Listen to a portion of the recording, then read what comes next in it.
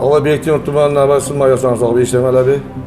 Bektemir tumani ichki ishlar organlari faoliyatini muvofiqlashtirish boshqarmasi tezkor boshqaruv markaziga kelib tushgan navbatdagi xabar. Bu oddiy chaqiriq emas, balki insonlar hayoti xavf ostida qolgan favqulodda vaziyat edi.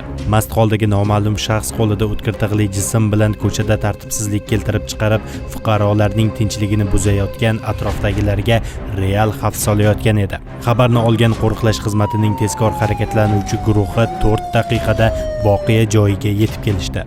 Qaltis vaziyat, keskin qaror, soniyalar ichida hal bo'ladigan taqdirlar. Shunday murakkab pallada xodimlar ortga chekinmadi. Ular o'z hayotini xavf ostiga qo'yib bo'lsa-da, fuqarolar hayotini saqlab qolish yo'lini tanladi. Aniq, puxta va professional harakatlar natijasida o'ziga zarar yetkazishga urinayotgan shaxs zararsizlantirildi. Voqea joyiga borganimizda bizga noma'lum bo'lgan shaxs o'tkir tig'li jism bilan ommani o'ziga qaratayotganligi aniqlandi. Bu holatda uni tinchlantirish maqsadida u bilan muloqotga kirishdim. Muloqot jarayonida sherigim vaziyatni to'g'ri baholab, qo'lini ko'targan paytda uni zararsizlantirishga erishdik. O'zimni yo'qotib qo'ydim. Mast holatda edim. Yaxshi ichki ishlar xodimlari kelib qolishdi. O'zimga tan jarohat yetkazishimdan boshqa narsadan to'xtatib qolishdi. Avvalambor shu ichki ishlar xodimlariga rahmat.